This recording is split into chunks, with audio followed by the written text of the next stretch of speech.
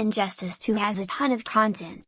In our guide, we'll teach you about characters, controls, special moves, combos, gear, XP and stats and much more.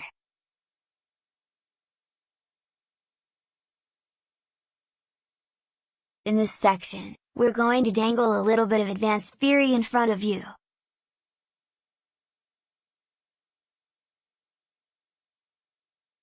You may have heard about frames or frame data in fighting game discussion. It's an advanced topic and can seem nebulous, but it's really not that strange once you understand a few key facts.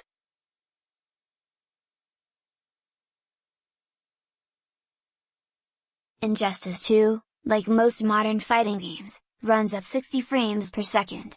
This is not just a technical detail but part of the game design. Each frame is a unit of time, 1/60th of a second.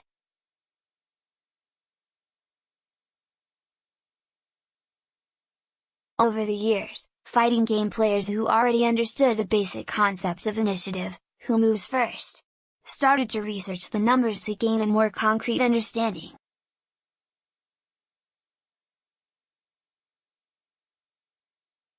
This is precious information. You know that a jab is fast, but how fast exactly is it? What moves will it counter? If Superman and Batman both throw a punch at the same time, who will hit first? Batman, by 2 frames.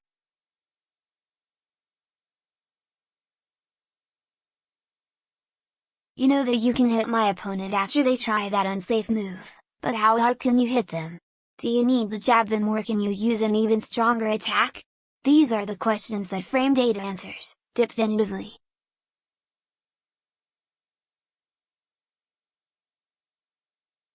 The information is precious to high-level players, who seize on the tiniest edges.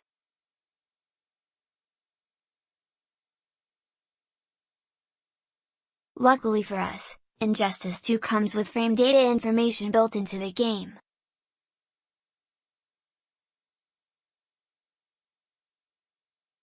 All you need to do is check out the move list. Here's an example, in this case Black Canary's standing light attack. When you choose a move on this list, the table to the right displays its data.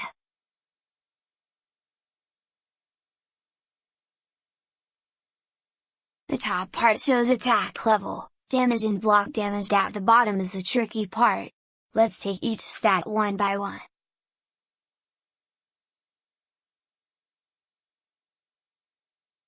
Startup is how quickly the attack comes out from the instant you press the button.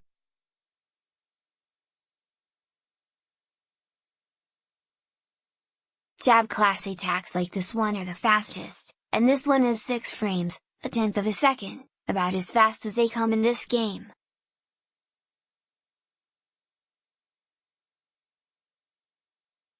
For reference, Batman's jab is 7 frames, and Superman's is 9. If Canary and Batman jab at the exact same time, an uncommon occurrence, she lands her punch 1 frame earlier and thus counters Bat's.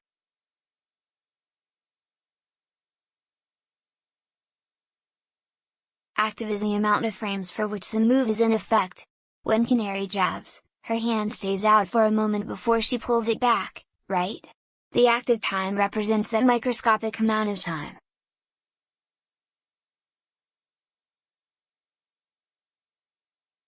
On the other end, note Captain Cold's the wall.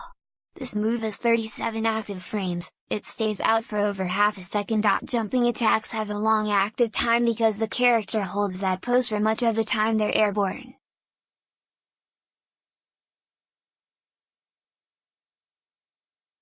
Returning to the first example, here we see Canary's jab used over and over again.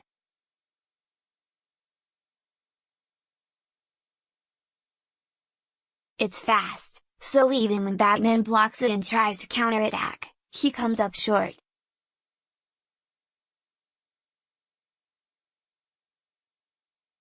Of course there are plenty of ways around this, but it's still a powerful move. Recover refers to the amount of time it takes for Canary's hand to snap back after the punch.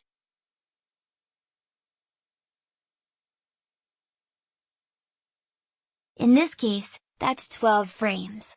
You don't need to worry so much about this number as you need to worry about the next two.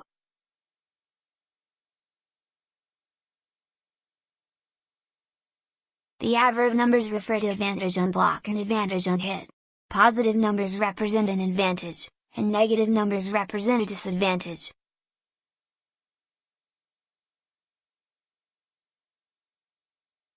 Here's a clear example of a big advantage.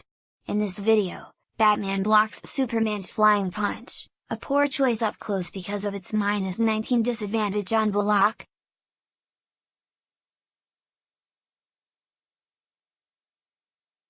Superman is down 19 frames, disadvantage, and Batman is up 19 frames, advantage.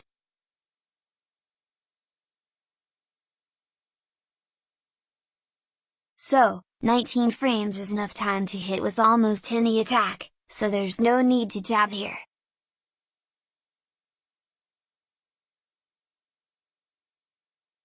Instead, Batman uses a heavy attack into a big combo. When we talk about safe and unsafe moves, this is what we mean. Any attack with a block disadvantage greater than -6 is potentially unsafe, depending on what character your opponent is using and the range you're standing at.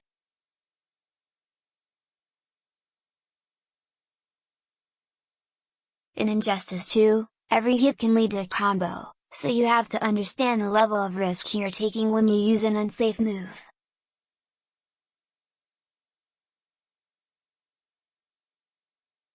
A player at an advantage of 2 frames gets to move 2 frames sooner than the other.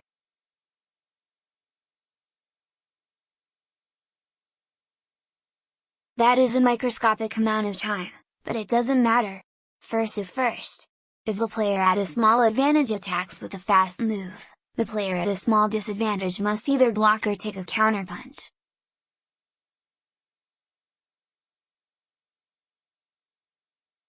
The player at advantage has a chance to force an offense, and the disadvantaged player is forced onto the defensive.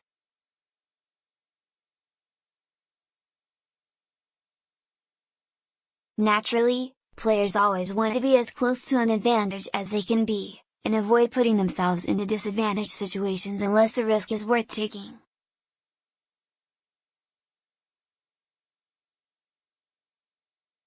The advantage on hit for this move is 10 frames, meaning Canary has a lot of time to set up her second attack.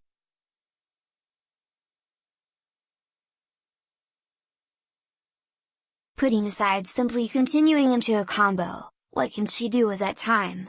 For that, we go to the move list again.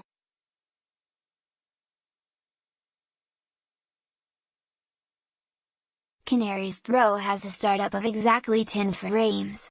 If we use it straight away after the jab, we will definitely catch a blocking opponent.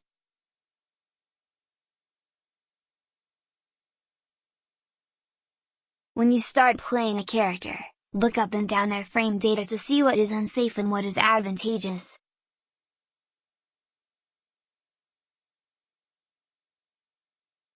If you find a string that leaves you on advantage on block, for example, why not use it heavily?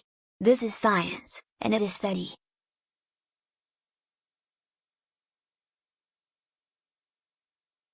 By understanding the numbers for a given situation, we better understand our options and the opponents.